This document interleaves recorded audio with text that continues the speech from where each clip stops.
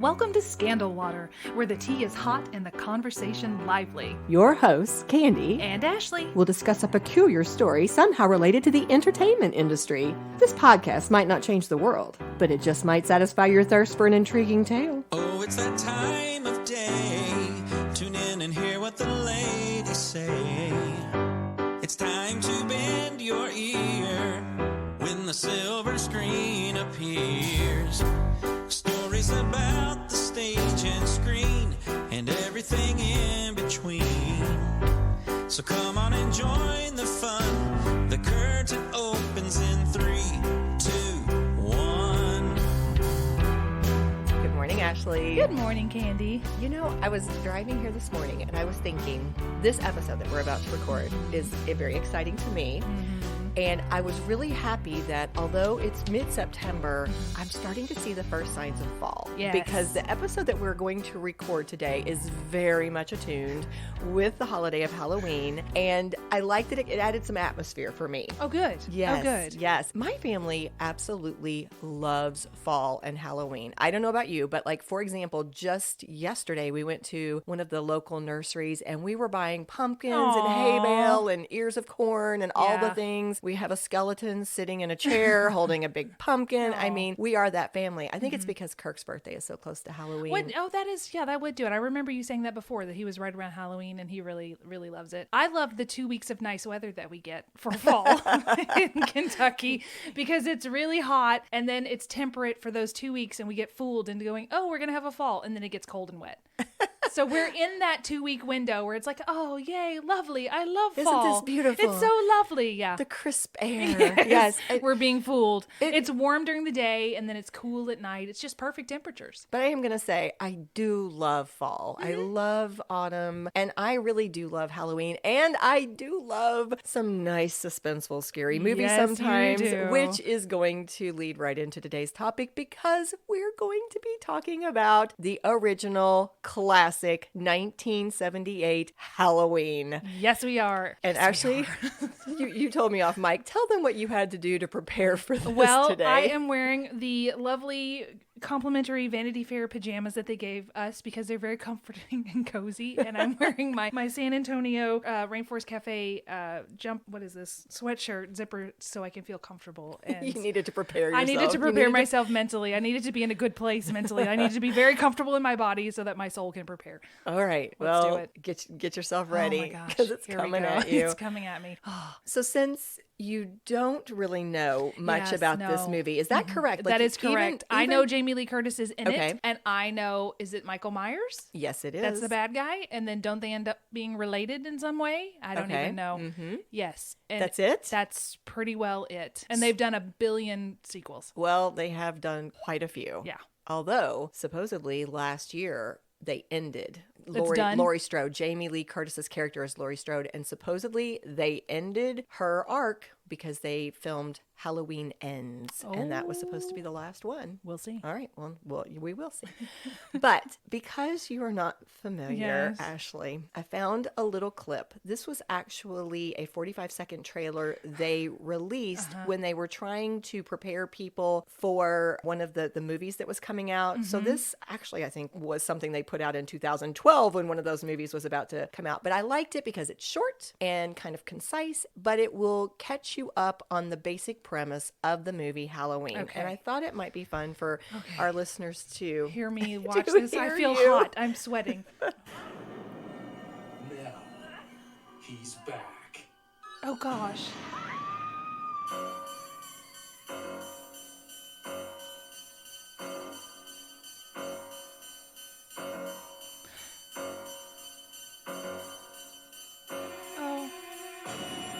Oh, he's in the closet. Oh. The terrifying classic returns to theaters beginning October. Oh, gosh. Okay. You can't kill the boogeyman. Oh, no. Oh, no, no, no. No, no. No, no, no, no, no. Okay. All right. We'll Yeah. stop And it that's there. fun for people. That's fun. Oh, gosh. That wasn't even 45 seconds. That was fast. But it did give you a nice little flavor, didn't it? The house looks spooky. Yes. The house looks super spooky. And yeah, no, somebody in your closet. They had wire hangers too. John Crawford would not have approved. Well, that wire hanger actually ended up serving Laurie Strode very well, I'm going to say. I don't think I'm giving a spoiler since this movie came out in You can 1978. spoil all you want to me. Does she murder him with it or something? She jabs him in the eye. Oh, gosh. Oh. Right, I'm sorry. Okay. Okay, so Let's go. Let's so go. squishy and hurt. It hurts so bad. Okay. Well, let's go back to the beginning, though. Let's 'Cause we just do got a it. little ahead of ourselves, didn't we? All right, let's go. So, on IMDb, a fan contributed this summary that I'm about to read to you. The year is 1963, the night Halloween. Police are called to 43 Lambkin Lane only to discover that 15-year-old Judith Myers has been stabbed to death by her 6-year-old brother, Michael. After being institutionalized for 15 years, Myers breaks out on the night before Halloween. No one knows nor wants to find out what will happen on October 31st, 1978, besides Myers' psychiatrist, Dr. Loomis. He knows Michael is coming back to Haddonfield, but by the time the town realizes it, it'll be too late for many people. Well, why didn't he warn them? Oh, he did. Oh, okay. Yeah, in the movie, he is on a mission to try to stop Michael. He knows something terrible is going to happen, and he goes to the police. Yeah, he is Nobody definitely. listens? Well, there's a little disbelief, but they kind of play along with him. But Michael just goes in directions they don't anticipate. Can't you say this dude stabbed his sister when he was 6? They did. They said he is crazy, but Okay. I think, again, we're maybe jumping around a little bit, Sorry. but that's one of the things I think that makes the movie work is they set it in this small town that has this feeling of such safety and such security. Nothing like this ever happens Leave to your us. door unlocked. Yes, which is why that actually adds such an element to the fear because it's like this seems like the place where you would be safe. Right. But it also means that you have police and different services in the town that are totally unprepared to deal with something like this. They don't know what to do. This has never come their way before. Yeah. Well, by the way, this is a rated R movie. Oh, you think? Yeah, Okay. it is The rated hanger R. in the eyeball told me that. And there are other things as well. But it's also a classic. It's a classic. And we're going to talk about why this is actually such an important movie, especially for the horror genre. But I found so many sources. This is one of those episodes where I did do a deep dive. I was everywhere. I mean, I was watching clips from Jamie Lee Curtis interviews. I read so many sources, rewatched the movie, all the things. But one of the sources that was very valuable to me is something that I've referenced before. It's the Netflix series called The Movies That Made Us. Oh, yes. I brought it up back when we were doing our Back to the Future episode because it always gives a lot of great information because what they do is they grab the actual people involved in those movies and they tell everything from their own perspective, from their own memories, and then they intersperse all these pictures and footage. It's just so interesting. Now, sometimes it is rated R because depending on what The content of the yes, movie, whatever, maybe? exactly. Sometimes there might be language or different things. For example, I think you would definitely call this particular episode PG-13 at least, but they are interesting. So on this particular episode of The Movies That Made Us, the one focused on Halloween, they brought in so many people who were part of the crew and some actors too. In fact, one of the actors who played Michael Myers, we're going to hear about One him of the in a actors? well, yes. Okay. We'll come back to that. Okay. But lots of people right in the thick of it who are talking. And one of those gentlemen was a man named Erwin Yablans. He actually was the fella who conceived of the whole idea behind Halloween. He was somebody who worked in the movie industry, mainly as a distributor, although he'd done some other things as well. And here's what he told a reporter for the New York Times back in 1981. Here's his quote. "I dreamed up Halloween on an airplane. I was coming back from a film festival in Milan, and I was looking for an idea that wouldn't cost money because I didn't have any money. I couldn't afford to buy a book or a play, and it happened to be Halloween night. the article goes on to say that he worked out the idea of a madman stalking and killing babysitters because everyone has either been a babysitter Yeah. or had a babysitter. Yeah. So he Or figured, been babysat. he figured that the story would be very relatable. But he also said in this interview, it is widely believed that the original title for the movie was going to be The Babysitter Murders. He said in this interview that that is not true. Okay. But I'm telling you, so many sources said it's the truth. So it's interesting. He was like, I was there. I know what happened. That's not true. I wonder where that got started. I don't know. I don't know. I'm going to say this. He also commented, thank goodness that wasn't the title, because one of the reasons he thinks Halloween has been so iconic, has lasted all these years, has caused all these spin-offs to occur, is because they used the name Halloween. Had they not attached it to the holiday itself, it wouldn't have had that Impact. right, that perseverance. It would have just, kind of gone out of the public consciousness. But now every single year when Halloween's coming, that movie comes to mind because they are associated Right. with each other. Right. And he also made a comment, he couldn't believe at the time they made the movie that there had been no other movie that had thought to use the title Halloween before Right. them. Right. Yeah. So Like Groundhog's Day. Yeah. Right. It's tied to a holiday. Exactly. I'm going to call him by his first name. I'm going to call him Irwin. Okay. Irwin ended up securing funding from a man named Mustafa Akkad, who still is listed in the credits as the executive producer for the film. And then Irwin himself also served as an executive producer. And then later we'll find out he ends up actually having to distribute the film too. But the first thing that he needed to do after getting some money was to find a director. Irwin recruited John Carpenter, Okay. who has a connection to us, Ashley. He does. He grew up in Bowling Green, Kentucky. Well, John, howdy. I know. In his biography, it said that John's father was actually head of the music department at WKU and that John attended WKU himself before going to the USC School of Cinema in Los Angeles. So, John, you and I are fellow Hilltoppers. I'll be reaching out, seeing if you want to come do a little interview for Why our not? podcast Why not? since we're buddies now. That's right. All right, look for my DM. Okay. But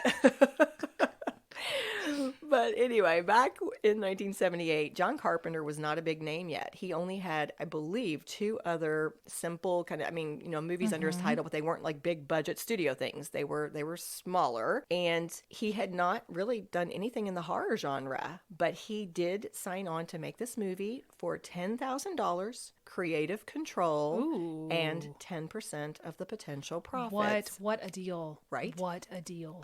He also asked, which Irwin commented was kind of unusual. It seemed like he was asking for a lot, but he wanted his name above the title. John Carpenter's Halloween. Exactly. Nice. And he got it. Nice. He got it. It was an independent movie. This was not a big studio Yeah. film. This was an independent movie, and the budget was only $300,000, which they said even back in 1978, it may sound like a lot, but no, they said No, that's not. it really was very, very small. What they ended up doing was they saved money any way they could. A lot of the crew ended up being first of all, the crew was small, but secondly, everybody was very interconnected. They started recruiting, okay, here are some friends that I've worked with at USC. I'm going to get them to help. I'm going to get my wife to come in to do this. Or, it was lots of friends, lots of family. And one of the people interviewed for the Movies That Made Us said that for most of them, they were very young, very inexperienced. This was their first real movie experience. So he phrased it, we were young, hungry, and cheap. Hey, I can identify with that.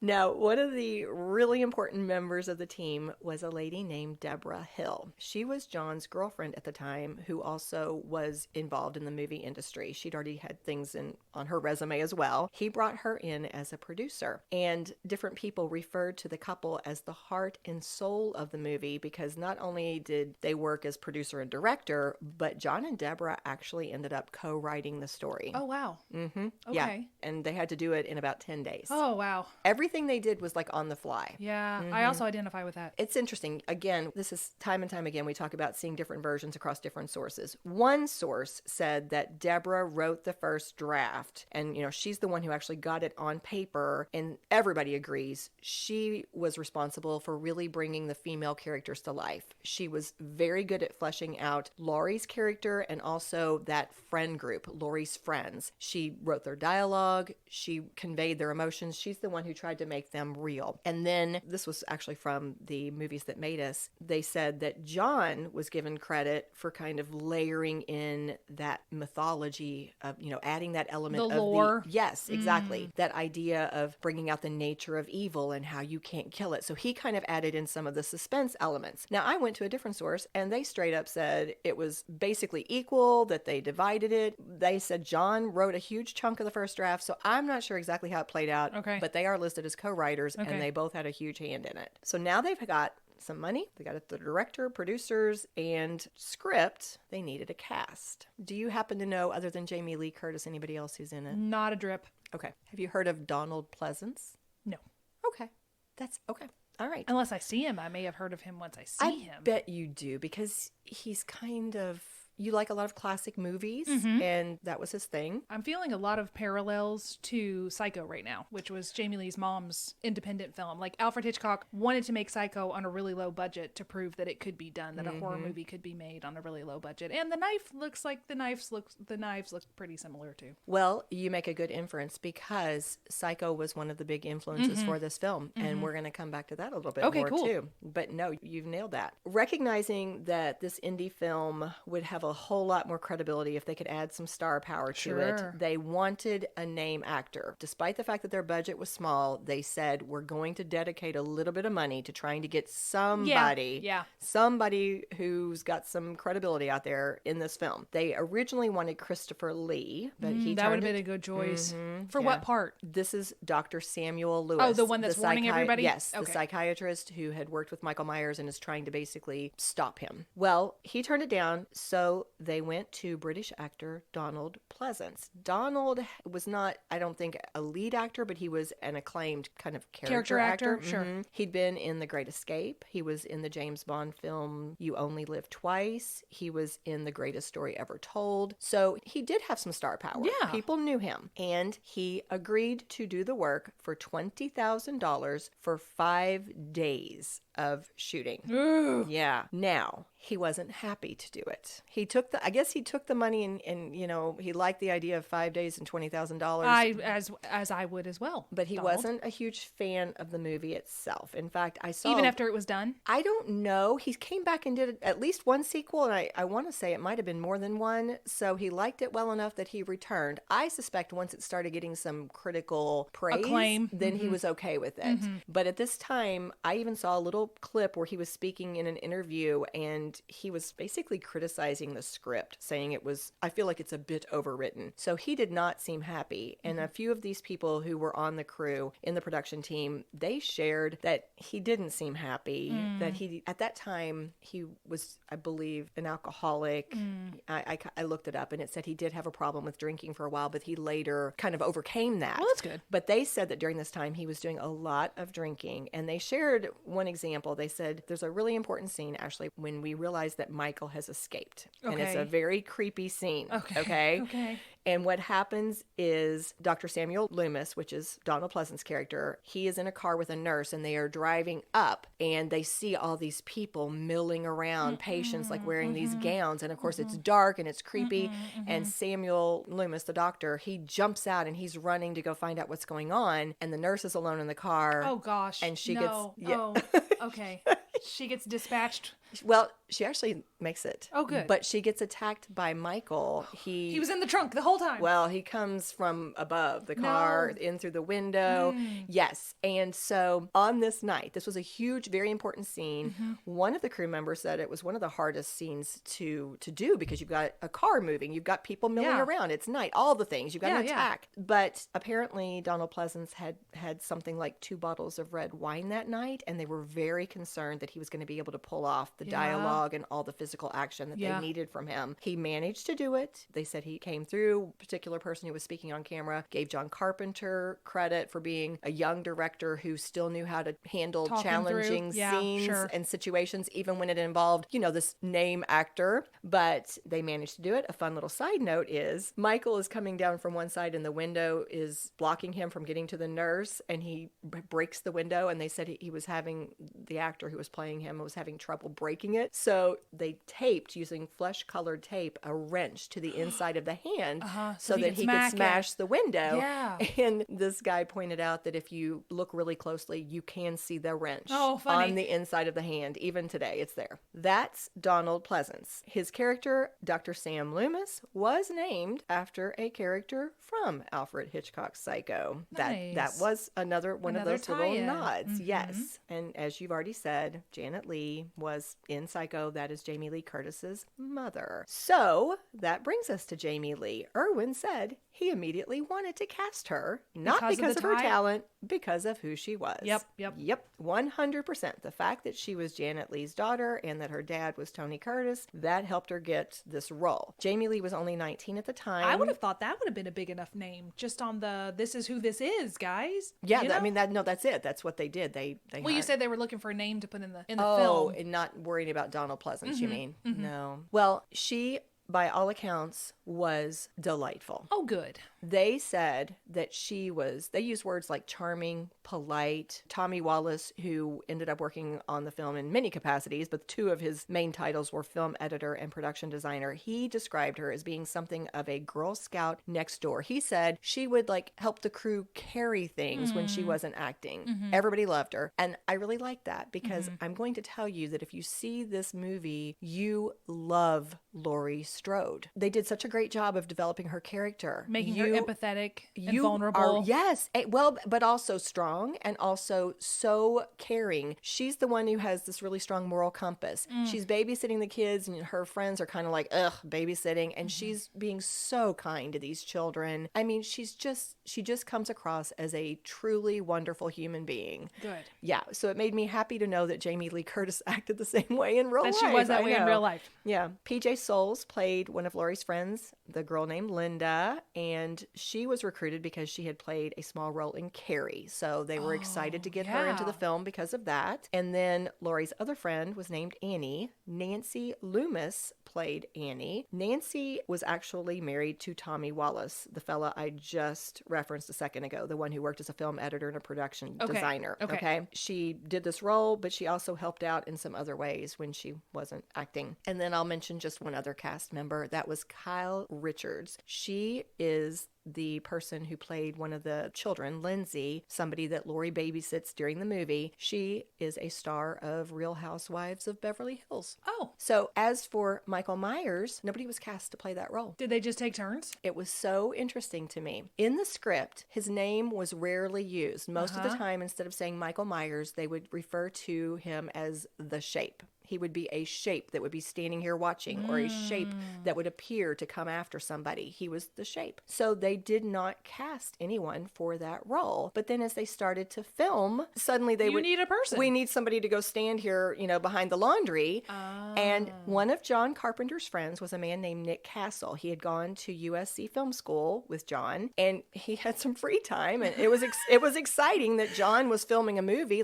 This was like a big deal to everybody. The first real movie anybody had kind of seen in action. So he had asked John, hey, can I hang out on the set sometimes just to kind of watch? And John said, sure. Well, they go on, and as John would notice, we need somebody to stand over there, he'd be like, hey, Nick, here, put this on, you go stand. That's funny. And so Nick Castle basically fell into the role and ended up bringing Michael Myers to life. He gave some quotes on this Making of the Movies show that I was watching, and it was really cute because he said they never had a single conference about motivation. They didn't talk about characterization. Stand here and look creepy.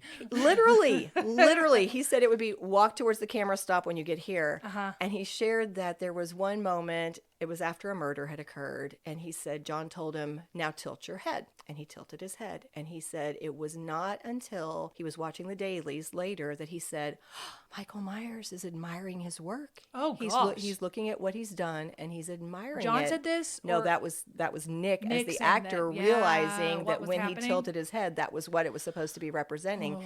And he said that helped him basically to kind of start, well, first it made him realize just do whatever John tells you. Right. But also it started to help him see. So does he play the Mike person. Myers from now on? He played Michael Myers throughout the entire movie except for 2 places. Okay. The closet scene. They had the louvered closet. They were on such a tight budget that they knew they had to get it in one take because they did not have the money to get a new closet door. Oh, I guess he tears it up. He rips through the closet coming after Jamie Lee Curtis's character. So Tommy Wallace, the same guy I've now mentioned several times, he said he knew he would be really angry if they didn't get it in one take. He decided he was going to put the mask on himself and he was going to do that scene so that if it went wrong, he could only blame himself. Very smart. So he was Michael Myers in that scene. The third person who actually ends up playing Michael Myers had to be brought in because of the physical demands of the final sequence of the film. So the tearing off of the closet wasn't physical enough? It was physical, but the last sequence involves Michael Myers he's shot and he falls off a second story balcony because basically what ends up happening is we end with Laurie being attacked by Michael Myers. You think that this might be the end for her, but then Dr. Loomis comes in, Saves the day, fires at Michael. She rips his mask off briefly and we get to see his face, and then he ends up going over the balcony and he falls. And then, spoiler alert from 45 years ago, are you aware that Michael kind of disappears? Have you heard that? Oh, no. What do you mean? Do you mean dematerializes or No. Oh, okay. No. He just gets up and scampers off. And we don't know from whence parts he is now. No. Oh, okay. Okay. No, actually what happened was they very intentionally decided that they wanted him to be gone because they knew that it would just be terrifying. It would just add a whole new element of terror because what happens is Dr. Loomis, there's kind of that pause where they're all like, oh goodness, it's over, right?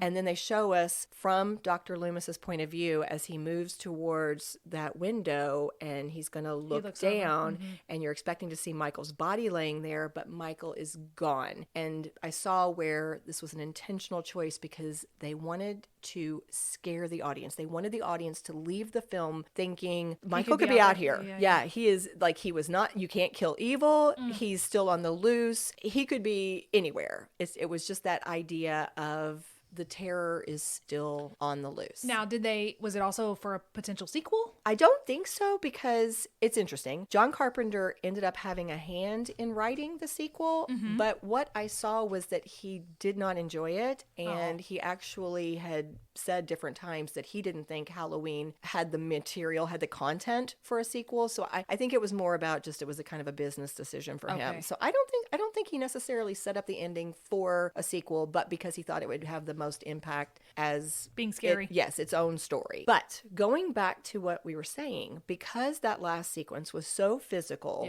they decided to bring in an actual stunt man just for that last little piece. The fella they hired was James Winburn, and he's the guy who played Michael Myers in the final sequence, while the person who was Michael Myers when unmasked was actually a different fella. I guess technically there were 4. There is a place where Laurie rips the mask off Michael Myers just briefly to see what he looks like, his real face. Yeah. And for that scene, they actually paid an actor named Tony Moran, who would go on later to do guest spots in TV shows like The Waltons and Chips. But he received $250 for one day's work doing one single shot for this Halloween movie. Wow. All they had to do is rip off that mask and you see him for just a split second. And that's it. That's it. We're in the wrong line of work. I know. Probably helped him get started. Very nice. Yeah. Well, we have made it through all of the casting that we're going to discuss. There, of course, there were other people involved, but I just wanted to highlight, a few. Before we go on to talk more about the filming, why don't we take a short break? Let's do it. You know what's scary? Michael Myers following you home. You know what's not scary? You following us on social media. We have accounts on Facebook, TikTok, Instagram, Pinterest, X, formerly known as Twitter, and YouTube. In fact, YouTube is where you can not only listen to our podcast, but also view the videotaped recordings of several special episodes, such as last week's 1916 Jersey Shore Shark Attacks, our episode on Robin Williams, the 5 W's, and several of our interview episodes, including Tommy Dew, Eric Archilla, and Hannah from Chili Bee ASMR. So be sure to search Scandal Water Podcast on your social media of choice. And don't forget to rate and subscribe, because you're the only type of followers we want this Halloween season.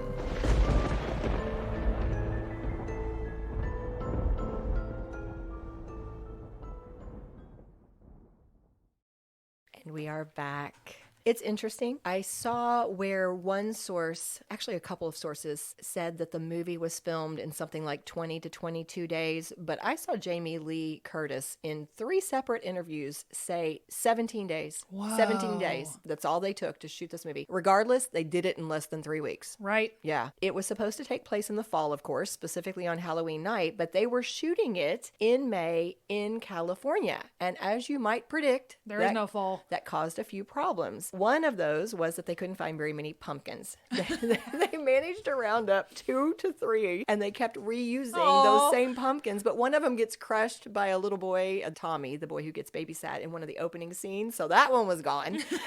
So we have one pumpkin to strategically place. Well, what ended up happening, Tommy Wallace shared that they figured out that there are some South American gourds that look very similar in size and shape, except that they're very green. So they just paint them? Oh, yes, they did. Awesome. Yes, they did. Another very famous strategy they used that a lot of people know about was they needed leaves. They wanted to make it look like fall. Mm-hmm. So they bought dozens of bags of fake leaves, and they had to paint them, to make them look fallish. And then they would have to scatter them around and then collect them up again. Oh, yes, guys. Yes, that is another very famous story about trying to make it look like Halloween. Although a fun thing is no matter where you look, every trivia source that you find will always point out everything else looks so springish. You see green leaves everywhere. If you look really carefully, at one point you can see a little bit of a palm tree. So they did the best they could, but it was an independent film on a tight budget. Yeah. Yes. The setting of the movie is Haddonfield, Illinois, named after Deborah Hill's hometown of Haddonfield, New Jersey. And I'm going to hit this again because it's so important. The setting was huge. This is what I think, and it's definitely what a lot of the sources seem to think, helped to make the movie so impactful. The fact that it was set up as an Anytown USA. Middle America. Yes, this could be you. Mm-hmm. This is a place where people should feel safe. Mm-hmm. This is a place where it could be you. They wanted to really make the fear personal. A Vulture article brought out another insight that I had never thought of. This one hit me. So, quoting from the Vulture article, the notion of a random psychopath mass murdering strangers was particularly timely in the late 1970s, an era that saw the first proliferation of serial killers. Yeah. Son of Sam, Ted Bundy, John Wayne Gacy, the Hillside Strangler. Most horror movies were still hung up on supernatural scares of The Exorcist and Omen variety. Yet here was a film that underscored the terrifying notion that anyone could be a victim anywhere, anytime. That's insightful. It's like the first true crime movie. Yes, in a way, I think so. Yeah. I feel like this was a huge element behind its success and the fact that it resonated with people so personally and so deeply. Mm-hmm. I think other people would agree with me as well, but Candy's editorializing for just a moment. I think another key reason is that they did such a beautiful job with Laurie Strode.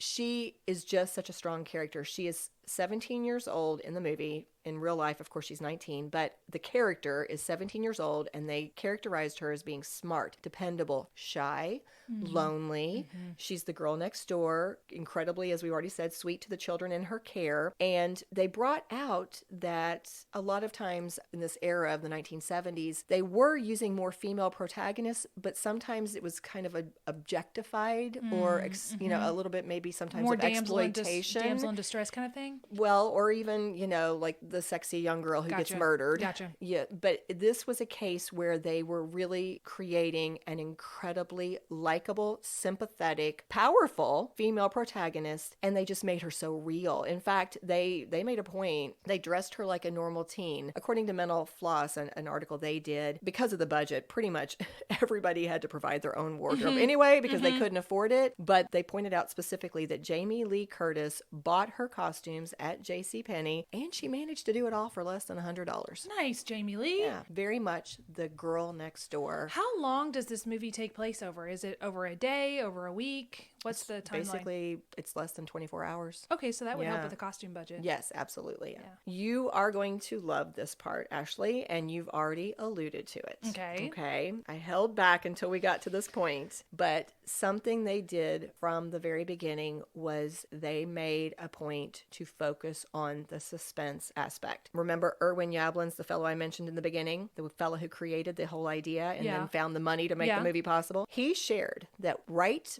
from the get-go, when he first recruited John Carpenter as the director, he sat down with John and he told him, John, I grew up loving radio horror shows. Oh, yeah.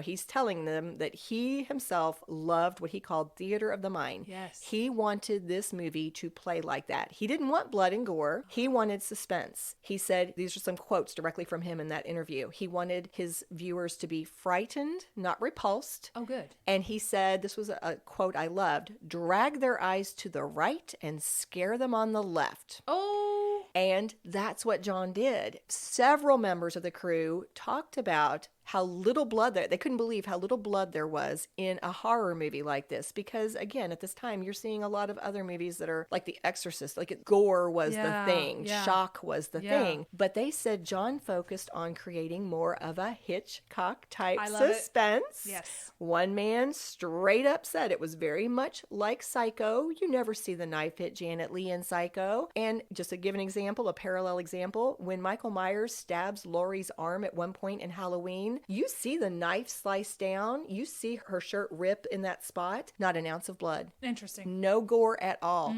But you're terrified. You are absolutely terrified. And then the man whose title was second assistant camera, he shared a different example that I thought was kind of fun. Towards the end of the movie, when Michael is supposed to have been killed, of course we all know he's not, but Jamie Lee is standing there at the top of the stairs as her character Laurie Strode, and there's a dark, shadowy area right beside her. And so John said, how can we make the character of Michael Myers appear? He wanted the suspense. And so what this crew decided was they used a dimmer on Michael Myers' face, and then they slowly brought it up so that his face would just kind of appear out of the darkness. And I just love this behind the scenes type of thing. They said they were going for the effect of the audience feeling like their eyes were slowly adjusting to the darkness, and then all of a sudden there his face was. And I have to pause there because I cannot believe that I have skipped this and not told you yet. What? The Mask. I have to talk about The Mask, which, have you heard this? I feel like this is the most famous story that probably everybody has heard. Do you know how they got the mask? No. I'm excited that I get to share this with you. know. I feel like this is the one story about Halloween that everybody knows. Okay, so what happened was they needed the mask for the shape, or Michael Myers, and all that had been written in the script was that he was supposed to look blank-faced. Oh, okay. The mask was supposed to just kind of have this blank look. So Tommy Wallace was the one tasked with the job of finding the mask. So he went to a store on Hollywood Boulevard. One source said it was a toy store, one said it was a magic store, but regardless, they had a display of masks, and they had Nixon, Spock, all these different face masks just kind of on display, and he saw one for Captain Kirk. No. And he thought, you know what, that looks a little blank-faced. So he grabbed that one, and his second choice was one of Emmett Kelly, the sad sack clown, like that hobo clown. Yeah. He grabbed one of those. Yeah. And he took them back, and he was going to basically kind of model them for the rest of his team so they could pick, do either of these work? If they do, which one do you like better? That kind of thing. So he doctored them up a little bit. They actually did like the Emmett Kelly clown face. They thought that was pretty creepy, that could have worked. But here's what he did to the Captain Kirk mask before he came out in it. He cut around the eye holes to make them bigger and more open. He shaved off the eyebrows, shaved off the sideburns. He painted the face. He called it appliance white, and he made the hair dark. He darkened the hair, and he said that when he came out in that mask, he said it was a visceral reaction from the group. I'm paraphrasing. I'm not using his exact wording, but he said it was like you could feel it in the room. Like they were like, we have a movie. Like this is scary. We have a movie. Like they all felt it. It was like this energy in the room. Like, oh wow. Wow. Yeah, I'm so glad I got the Yeah, mask no story idea. in. I Captain can't believe Kirk. I skipped that. So, but what we were talking about was Yes. how John Carpenter created suspense. Yes. Okay? Yes. Now, in addition to using some of those Hitchcock type techniques, something else he did was he used technology very strategically. Again, they only had around $300,000 to work with, but John Carpenter insisted that they dedicate about $70,000 of it to Panavision equipment. The most important, probably the most expensive piece of it being something called the Panaglide. And the Panaglide was this very new technology that would allow the camera to move freely and do these really long, smooth shots. This was pretty progressive for 1978. In fact, Halloween was among the very first films to ever use the Panaglide. And if you watch the movie, the very first opening scene where it's very, very creepy, Ashley, but it's where you see from the perspective of the little boy, he goes in and where he murders his sister, Judith Myers. Okay. They use that long shot. Yeah. It was actually the very last shot they filmed. Okay. It was the last scene of their entire movie. They saved it to the end because it was such an important and kind of tricky shot for them. But it's the first shot of the movie. But what they did was they show from, you don't even know it's a kid, of course, at this point. You just see a perspective of somebody of walking up to this house. They approach it. They look in a window. You see him enter. You see him go into the kitchen. They pick up a knife. They start to go upstairs. He's 6? Well, you find out later, yes, but he goes up the stairs. And it was so interesting because they said they're going for this massively, they called it epic, this epic shot that's so important in setting the stage for this entire movie. And their technology was great, but it would only go like 4 minutes at a time. Oh. And so Deborah Hill was the one who came up with the idea of about the time that they were running out of film, you see from the perspective again of the person who's walking, who we know as Michael Myers. He reaches down, he picks up a mask and he puts it on. So now it allowed them to cut the film and start basically kind of a new loop, but it looks as though the same shot keeps going because that's also kind of Hitchcock inspired because he shot Rope as one continuous take, but he couldn't. So he had to, I think he cut it in a couple places. One is when they go down to there's a trunk and they open the trunk and I think they restarted it. So that's another long take inspiration. Yes. And it's very powerful. It's very disturbing because again, as you're watching that at the beginning of the movie, you have no idea whose point of view you're in. And then you see him murder his sister. And then when he comes out, you see it's a little kid. You see it's this, his parents walk up to him and he's holding this knife and they pull up his mask and here's this child who's just done this awful, awful thing, which of course sets you up for understanding Michael Myers is evil and maniacal. There ain't no helping him. Right. Exactly. So one last little comment about John Carpenter here, though, since we're talking about his techniques for creating suspense. Jamie Lee Curtis has been quoted as saying, "John is such an interesting guy. He's sort of a gentleman. He says darlin' a lot. My experience with him was that he was quiet and very focused on what he needed. The movie was made very quickly. There wasn't a lot of hanging around. There wasn't a lot of talking. There was a lot of working." I like that. I do like that, John Carpenter. Yeah. Well, and he continues to work because if you're keeping score, you've probably registered that John Carpenter had to act as both writer and director of the movie. But we have not yet discussed the other very important thing that he did. Editor? No, the other guy did editing. Tommy did editing, right? Here we go. After the editing had been completed, but before they had sound effects and a soundtrack, John took the film to a movie executive to kind of distribution. Get some, well, hang on. Okay. He wanted to get some feedback, and the exec was not at all impressed. They never are. They never are. Well, but here's the interesting part. This person wasn't scared, just was not impressed. So John decided he would try to do something about that through his use of music. John has a whole background in music. And remember, his dad was the music director at WKU. Yes. And John... Did he do the score? He did. Wow. Yes, Dude. he did. He did it in 3 days because he told Fangoria at one point, quote, "I was the fastest and cheapest I could get." He composed it, he created it, and he did have a little assistance. There was a man named Dan Wyman who served as a creative consultant, but basically John did it all. And what made it stand out more was that he used synthesizers. Very few additional instruments, but a lot of synthesizer, which was very, very unusual for the time. He was groundbreaking with that. So the music, of course, turned out to be iconic. And according to a Screen Rant article I saw, they said it helped to save the movie. And Kind of like Jaws. yes, Jaws yes. made it way more spooky. Yes, and on top of that, they give him credit for changing the way music was used in films because here's a quote from them. "The soundtrack proved to be highly influential, inspiring an entire decade of synth-composed thrillers and action films." Interesting. Yeah. But also interesting was in the credits, if you look on the end of the movie, he didn't give himself credit by name. He actually wrote it as the Bowling Green Philharmonic Orchestra. Yeah. Otherwise known as me. Or John Carpenter. So response to the movie. When it was time to distribute, none of the major studios were willing to Of course. take it on. Of that course. is why you predicted it. Irwin and his company, Compass, decided we'll self-distribute. Yes, we will. And of course it was very risky at this time. It is. Yeah, it is. But it paid off for them. They released the movie on October 27th, 1978. Ooh, very smart to release it at Halloween. Yes, 100%. And here is a quote from that same Vulture article that talks about how it started. "After that barely in time for Halloween debut in Kansas City, the film quickly expanded to Chicago, then New York, Los Angeles, and Philadelphia, and then into smaller markets, even though the title holiday had long passed.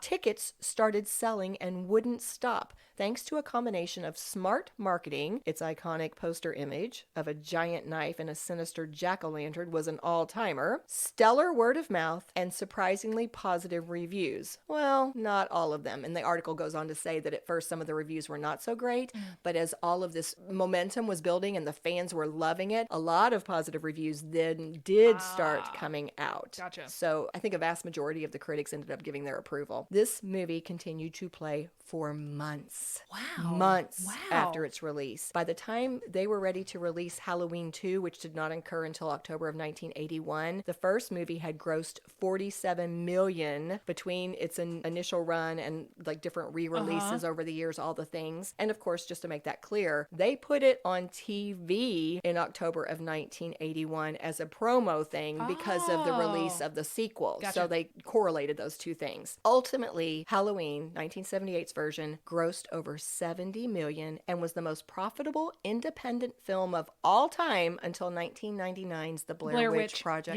Yep. Man. Yes. So a few last thoughts to kind of bring this to a close. So why was it so successful? I think we've already hit on this. We've talked about the suspense. We've talked about the score. The fact that they attached it to Halloween was another point that people brought out. And so many people do think that creating a strong female protagonist was important. Yeah. Jamie Lee Curtis's character, Laurie Strode, has been referred to as the ultimate final girl. What's a final girl? Oh, Like the final one to survive? like yes, like it's kind of a whole gimmick in scary movies, like the final girl, the one who makes it. Oh, Yes. specifically the final girl. It's not just Yeah, the, yes, it's a funny. thing. Yes, and so she has been called the ultimate final girl. She has Nice. been called the scream queen. You know, the ultimate scream queen. So, but Does she scream a lot in the movie, I assume? Well, yes, but she's so powerful. She's not a victim. You know, she refuses to let herself be a victim. And so I'm going to jump back then because you mentioned closet scene and the Yeah. wire hangers. Yeah. I saw Jamie Lee Curtis speak about that, how proud she was, of Laurie. She was talking about the character like she was a real person. She Right. said, "I was so proud of Laurie." She goes, "I don't know what I would have done sitting in a closet with some maniac trying to Yeah. like break in and kill me." She said, "How smart of Laurie to reach up and grab a wire hanger Yeah. and figure out a way to defend Use it as herself a- and use it as a weapon. Yeah, exactly. And one other thought about why it's been so successful: the crew was small, they were young, they were inexperienced, but several sources pointed out they were also very talented. And resourceful. Yes, they had very artistic elements that they were able to put into this movie, which is another reason why it's been long lasting. So, for its impact, a People magazine article said that Halloween is one of horror's longest running franchises. It has spawned 13 movies in total, 13. the most recent of which we we've already referenced Halloween Ends, which came out in October of 2022, which was almost 44 years after the original Halloween came out. What was the story? Is he just still stalking this one particular woman? He's now it's personal? Yes, What? 100%. Well, I mean, Were they related? Was that her brother or what? Okay. This is actually confusing and I think a little controversial. Okay. We ended up actually watching Halloween 2, kind of going, I told you I went down a little bit of a rabbit trail. And in the sequel, they clearly establish that they are related, that they're siblings, that basically they took Laurie, somebody adopted Laurie after, the tragedy, the murder in her family.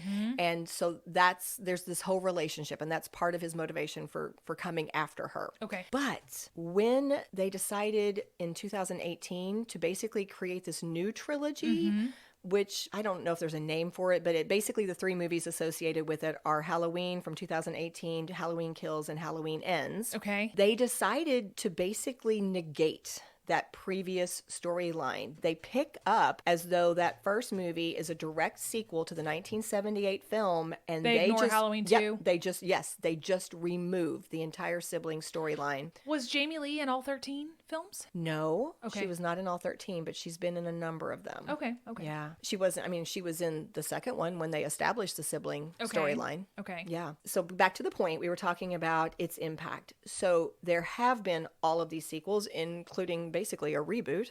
Yeah, I guess we would call it. And a Parade magazine article that actually came out just this week had a quote that I thought was interesting. It said, upon its release 45 years ago in 1978, John Carpenter's nerve-frying thriller became the most successful independent movie of all time, setting the bar for modern horror while influencing young filmmakers for generations to come. So it talked about how it changed the whole genre. Like filmmakers, in fact, several filmmakers on camera said he influenced me. Like that, this movie influenced me as a director. And the article goes on to point out that John Carpenter's style that he used has played out in things like, for example, Stranger Things. You can see the influence in something as modern as Stranger Things. True. Yeah. On a personal level, it, of course, just launched all these people who were, involved with this movie. John Carpenter forever would then be associated with the horror genre, and he just has become something of a horror legend. So he skyrocketed in fame. It also made such a difference for Jamie Lee Curtis. Yeah. I was listening. I've been really caught up in this. So even as I was driving here, I was listening to an interview that Jamie Lee Curtis did on a talk show, and she said that being cast as Laurie Strode changed her life. She said, I don't think I wouldn't have had the career that I have had. I don't know that I'd be the person that I am. Wow. She said it changed her life. Wow. It did catapult her to stardom. She, of course, made all the Halloween movies, but she also made movies like True Lies and Freaky Friday. And Knives Out. Yes. She cried. I mean, it was very emotional when she made Halloween Ends. She did a lot of interviews talking about how hard it was to say goodbye to this character because she loved her so much and she was so connected to the franchise, to the character, to all of it. But here is a quote that I really enjoyed. She said, I have finally figured it out after 44 years. Laurie Strode represented everybody's sister, everybody's friend, her beautiful innocence and intelligence, and her ability in the moment to never give up. And so for me, the legacy is that I never give up. And even if Jamie has given up, Laurie didn't. And because of that, people around the world look to me as someone who's a survivor and who's faced adversity and has kept going. Oh, that's nice. It is really nice. Armchair psychologist. So that's the end of the episode. Okay. And I know that this is hard for you because you haven't actually seen the movie. I am just going to kind of open the door to let you offer any thoughts that you might have, and then I might chime in with a few as well. Well, I like the fact, first of all, I like the fact that he's a local boy. That's lovely. John Carpenter is a local guy. And that's probably why he calls people darling. That sounds very local for me.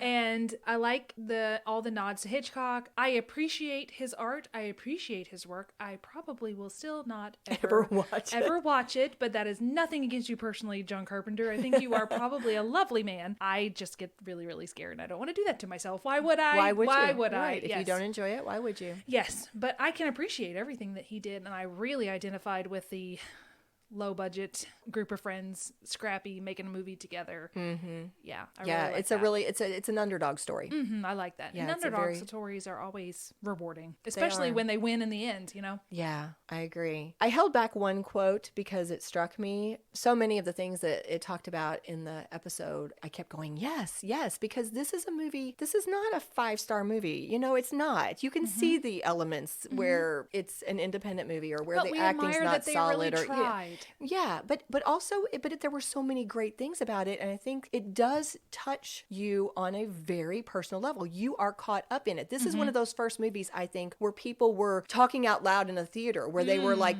yelling back. You know, they Don't go like, in there. Yes, in fact, there was a cute story. Now that I'm reminding myself of this, it was Erwin who told it. He said that when they were watching it 2 or 3 times during the movie, Jamie Lee, her character Laurie Strode, thinks that she's now killed Michael, and she drops the knife. Don't do that. And Jamie. Erwin said it was like the 3rd time she had dropped the knife, and somebody from the theater yelled out, this is during the screening, well, you deserve to die. But Jamie Lee said herself, she was talking about actually going up to John Carpenter saying, why would she drop the knife? Why would she do Why this? would she drop the knife? And she kept going, she wouldn't drop the knife. And she said, John kept trying to like talk her through it. And finally he looked at her and he said, Jamie, if you want the movie to end and if you want Michael to have a chance to come back and scare everybody, you've got to drop the knife. So yeah. Your motivation is because I said so. Yes. That's your motivation. Yes. But something else that I had not yet registered was that it was a mystery. There was a quote from this same Parade article that said, one of the greatest strengths of the original Halloween is how much goes unexplained. Michael Myers is evil. He is a psychopath. He kills people. And on this night, he set his sights on an ordinary American town. That's it. We know nothing else about him. We barely even see his face. And that's what makes him frightening. If anything, one can read Halloween as simply a metaphor for the unfortunate truth that there is evil in the world and sometimes bad things happen to good people. That's the truth. I thought that was so insightful. Yeah. I think that really, it is that layer of mythology, that idea of the unknown, the mystery, the fact that you feel like you're at risk, that is why this resonates. That and the fact that we identify so much with Laurie. Yeah, and we root for her so hard. Well, I'm glad she wins in the end. Is she okay in the last one? Does she make it through? I have not yet seen the last okay, one, but okay. I'm going to say she makes it. Okay, good. I hope so. Because when she said say goodbye to the character, I thought, oh no. No, I'm hoping that she finally dispatched Michael for good. Yes. Yeah. All right. Well, I think we need to cheers Jamie Lee Curtis. Let's do I mean, it. there's so many people, obviously, but I'm gonna cheers Jamie. Raise Lee a glass Curtis. to Jamie Lee Curtis. Good job, Jamie. Good job. Goodbye, Laurie. Cheers to you, Jamie. Cheers. If you love what we do, please rate and review our show. Or you can become a supporter by making a donation through buymeacoffee.com/scandalwaterpod. Whether a single gift or a recurring monthly donation, it would go a long way towards supporting our work and allowing us to keep the tea brewing. At our website, www.scandalwaterpodcast.com, you can submit questions or your own story ideas, access our sources and show notes, see the merch we offer for sale, and more. You can join the Scandal Water community through our Scandal Water Podcast Facebook page or follow us on Instagram or TikTok at Scandal Water Podcast. This episode was executive produced by Candy Thomas, that's me, and Ashley Raymer Brown. That's me. It was researched and written by Candy Thomas and edited by Ashley Raymer Brown. A special thank you to Josh Martin, who wrote, composed, and performed the Scandal Water theme and other music. Matt C. Adams, who created the artwork, and Joshua Reith, who designed our website and provides ongoing technical support. As a reminder, this podcast is purely for entertainment purposes. The thoughts and opinions of the host during each episode of Scandal Water are their own and do not reflect the opinions of any future guests, advertisers, or clearly professional psychologists. Thanks for listening.